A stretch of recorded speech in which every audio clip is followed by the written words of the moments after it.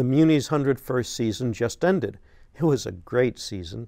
The biggest and happiest surprise for me was the last show, Matilda, the musical based on the 1988 children's novel by Roald Dahl.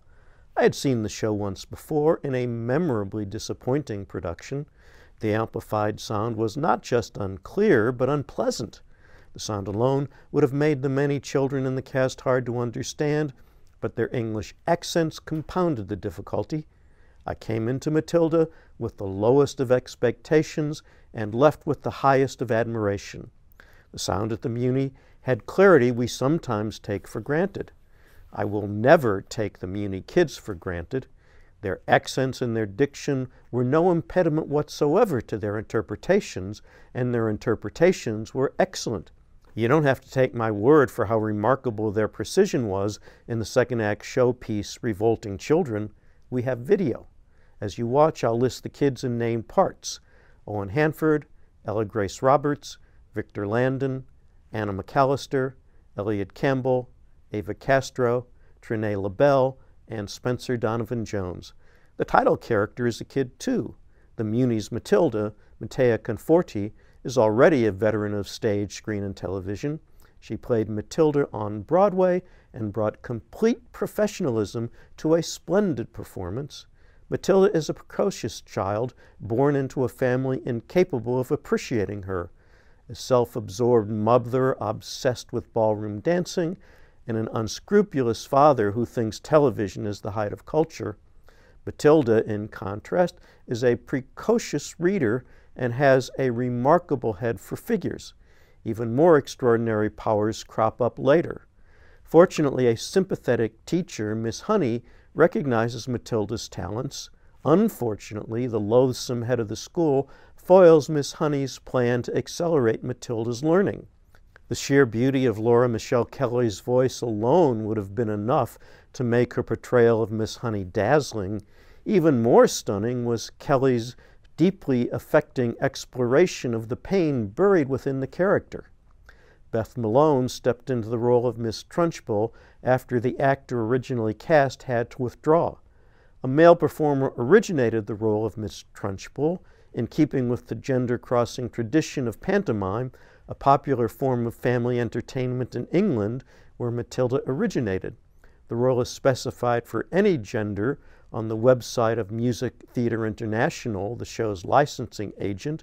Malone's Miss Trunchbull was admirably odious, but not too much so for a comedy. The same is true of Anne Harada as Mrs. Wormwood and Josh Grassetti as Mr. Wormwood. The Wormwoods are horrible as people and even worse as parents, but Harada and Grassetti still made them funny. I appreciated the contrast. There's fine work, too, by Darlicia Searcy as Mrs. Phelps, the librarian to whom Matilda tells a compelling story, and Colby Deselick and Gabby Stapula as the characters in the story. Another contrast I appreciated was between the darkness of the underlying story and the brighter tone of the Muny production design. It was inspired by the world of Mary Engelbreit, the celebrated graphic artist and St. Louis treasure. The entire production team had access to a database of Engelbreit works and Engelbreit herself. I was fortunate enough to hear about the design process in a discussion between Engelbreit and Muny executive producer Mike Isaacson. I was struck by how thoroughgoing and interactive the collaboration was between Engelbreit and the excellent creative team. Its members included director John Tartaglia, scenic designer Paige Hathaway, costume designer Leon Dobkowski, video designer Nathan W. Schur, lighting designer Rob Denton, sound designer John Shivers and David Partridge, wig designer Kelly Jordan, puppet designer Puppet Kitchen International Eric Wright, music director Michael Horsley, and choreographer Beth Randall. The Muny's new video screens made outstanding contributions, especially in the climactic scene, which features the most impressive handwriting on the wall since the Book of Daniel. Ah, yes, the Book of Daniel. Well, I was not very happy about this for about the first 3/4 of it. And then I guess I got more understanding, or better understanding. It's so dark in so many ways. And I thought that clashed a little some with Mary Englebright's style. I like Mary Englebright's work very much, but I'm not sure that really helped me understand what was going on in Roald Dahl's mind. But, and for me, the contrast worked. Well, let's hear some of that music. Mom says I'm an angel. Mom says I'm an angel. Exciting the angle.